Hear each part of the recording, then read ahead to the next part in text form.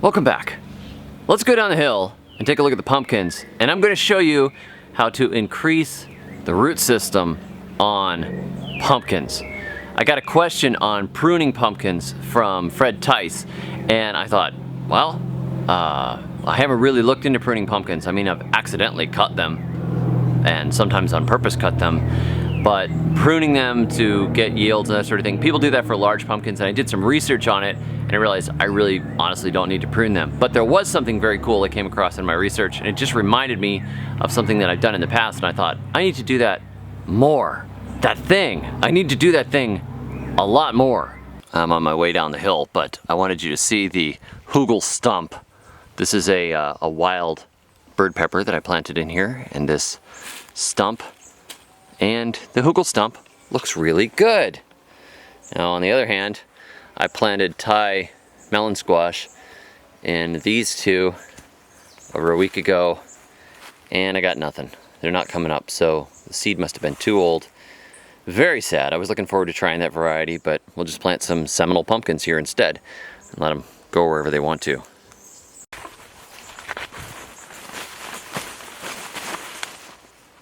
Hey, check that out. Those are those deeply indented pumpkins that were so sweet, and I planted them in one of my melon pits here. Look at how green and happy they are. They're just being fed on scraps from the kitchen, just a bunch of slop put in a hole and then planted. So this little bit right here is looking pretty good. As you can see, I came back with the string trimmer just a couple of days ago and cleared this up around them again. Otherwise, the jungle will totally eat my pumpkins. Now let's go down and look at the rest.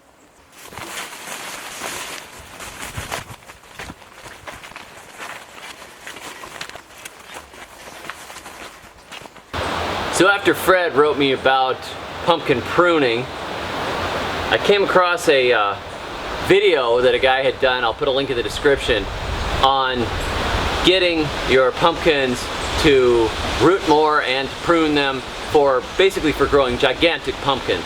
Well, I don't need to grow gigantic pumpkins, but getting them to root more means they have more root system, which means they can support more leaves, more pumpkins, more blooms, much more of everything.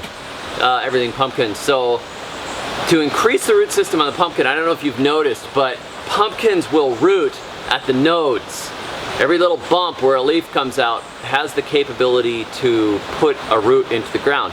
Now in the past, I've just sort of casually buried pumpkin vines when I'm afraid of borers, or if I see an area where pumpkin borers have taken out part of the stem, I'll go in there and I'll bury all the other areas of the stem around it, hoping that I can get more roots and the plant can recover from the damage that the vine borer has done.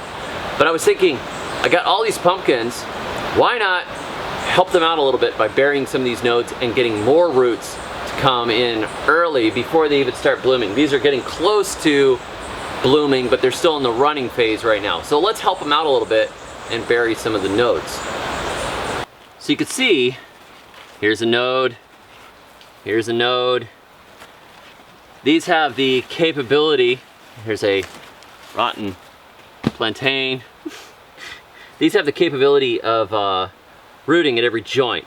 This one actually has a root in it already, which you can't really see from there.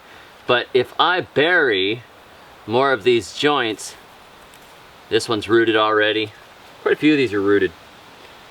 They start to root usually a few nodes back from the runner coming out, the new growth. So if I bury some of these, we should really increase the root system. So why not bury some? We'll make the pumpkin more modular. Now you could make like cow patty type, patties of mud and everything, but I don't really fancy going cow patty hunting tonight, or digging up and mixing all the mud that I would have to mix to do that. A lot of these are already rooting very nicely into the ground and probably don't need much help. if they start climbing on a fence or something like that, then they're much more vulnerable to pests. You wouldn't think it, but you know, this whole like, let's do vertical gardening thing. Yeah, vertical gardening is cool because you can get, you know, more space. You know, you can use like less space and grow more food. But if you have a vertical growing pumpkin and it gets hit by vine borers somewhere lower down on the vine, it's dead.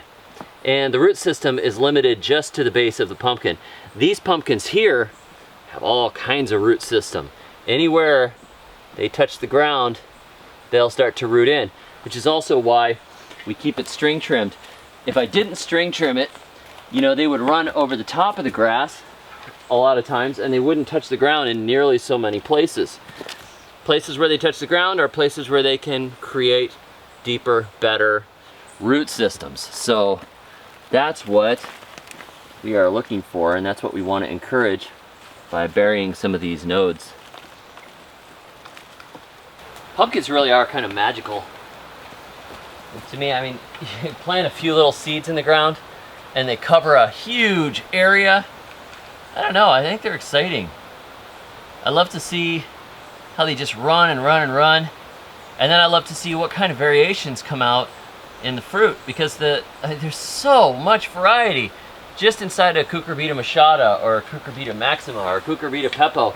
Pick one of the species and look at all the varieties.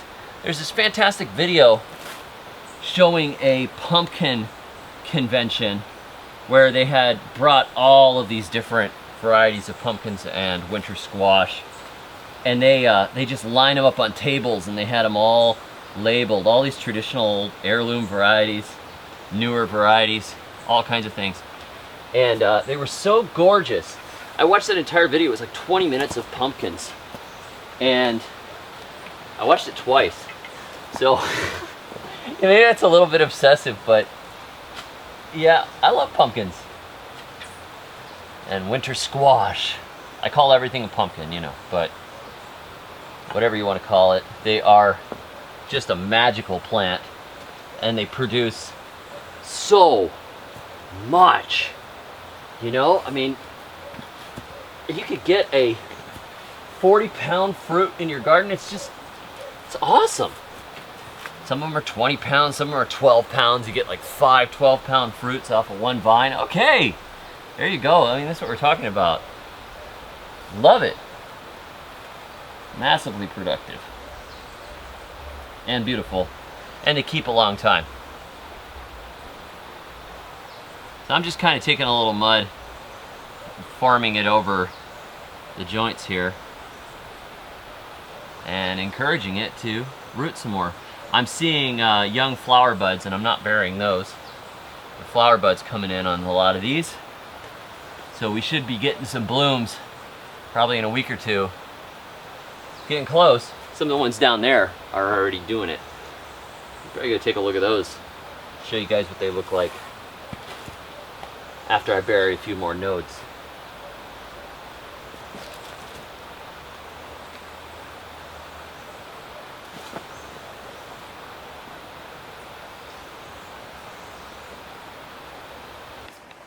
All right, we'll go a little farther down here.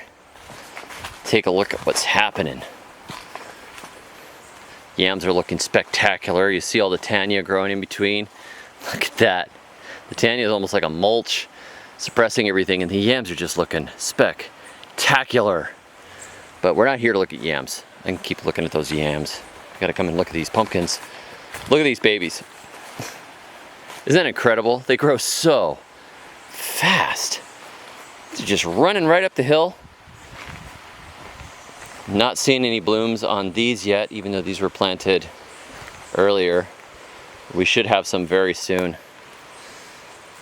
Looking very good. And you can see that I came through here with the string trimmer as well.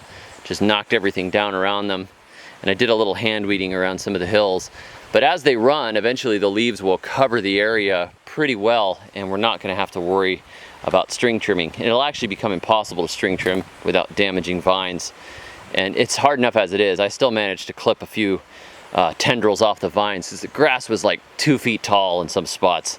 It's just crazy how fast it gets away from you. But yeah, this is awesome.